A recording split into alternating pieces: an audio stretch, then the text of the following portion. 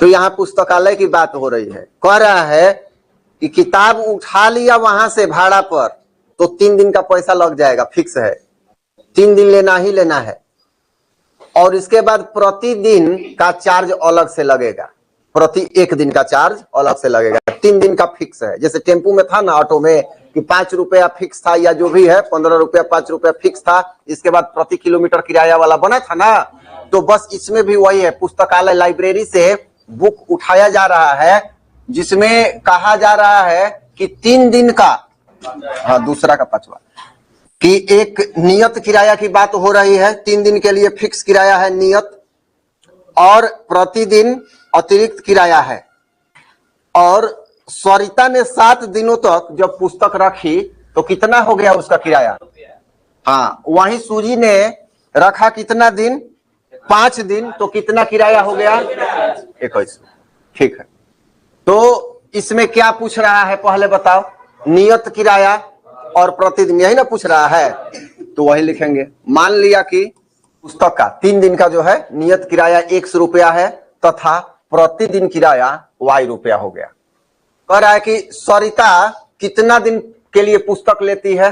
7 दिन, उसको कितना देना पड़ता है? ठीक है, तो सोचो 7 दिन की यहां बात हो रही है, तो 3 दिन तो नियत में है, 3 दिन तो नियत रखना है ना, अब प्लस कितना बचा? 4 दिन। अब सोचो इसके लिए तो x है फिक्स, इसके लिए y प्रतिदिन गुणा 4 होगा कि नहीं होगा? ये बताओ, समझ में आ रहा है? 7 दिन रख रही है पुस्तक, तो कितना देना पड़ रहा है उसको? 27 रुपया देना पड़ रहा है। 27 रुपया, वो अब बात छोड़ो, माना है पुस्तक में कह रहा है कि 3 दिन नियत है, 3 दिन का क्या है? नियत है। तो नियत किराया इसमें 3 दिन रखना ही है, तो नियत हमने मान लिया x, तो जब नियत है तो x 3 दिन का तो समाप्त हो गया, 100 रुपया दिया गया तो 3 दिन का हो गया, बाकी कितना दिन बचा? 4 दिन। तो इस 4 दिन का y रुपया के हिसाब से जोड़कर देना पड़ेगा पैसा, और दोनों का योगफल कितना होगा? 27 होगा। समझ में आ रहा है ना? ये 3 दिन का ये नियत हो गया, तो बाकी बचा 4 दिन, और 4 दिन y रुपया के हिसाब से। जैसे मान लो अगर 2 रुपया के हिसाब से रहता तो 4 दिन का कितना हो जाता? 4 दिन का कितना हो जाता? 8 रुपया। और ये कुछ फिक्स रहता 3 दिन का, मान लो 6 रुपया, तो 8 6 14 रुपया हो जाता। ऐसे समझ में आ रहा है ना? तो चलो देखते हैं, बनाते हैं इक्वेशन। प्रश्न से कह रहा है कि सरिता 7 दिन के लिए पुस्तक रख रही है, 7 दिन के लिए। तो सरिता 7 दिन के लिए रख रही है, तो 3 दिन का तो नियत यहां पर हो गया किराया, अब प्लस बचा 4 दिन, तो यहां हम लिख देते हैं 7 - 3 गुना y रुपया के हिसाब से। अब कुल रुपया कितना देना पड़ता है? 27 रुपया देना पड़ता है। इसको थोड़ा सा हल कर लेते, समझाने के लिए इतना लिख दिया है हमने। x प्लस 4y बराबर 27 समीकरण 1। किसी को कोई दिक्कत नहीं है? पुनः प्रश्न से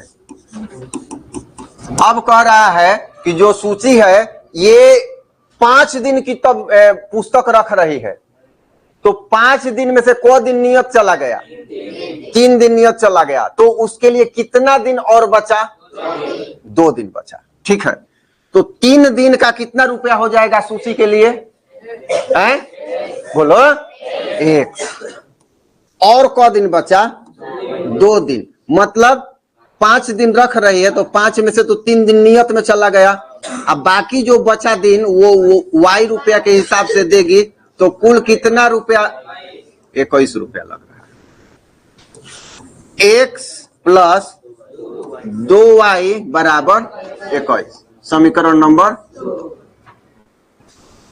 समीकरण 1 में समीकरण 2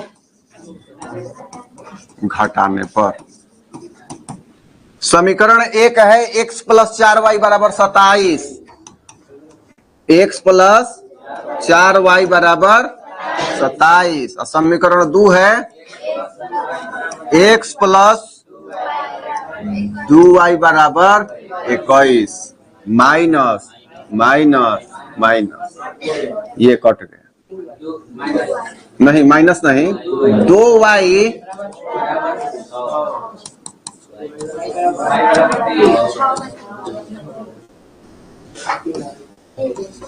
y बराबर क्या आ गया,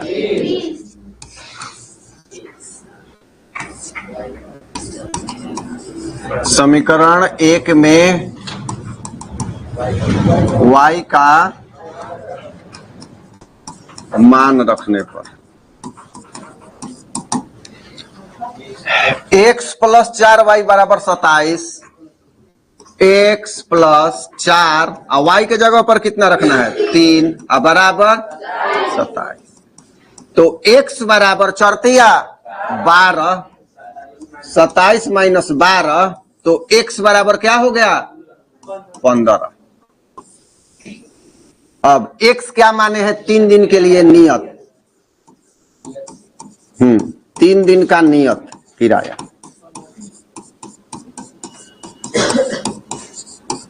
कितना हो गया 15 रुपया, और प्रतिदिन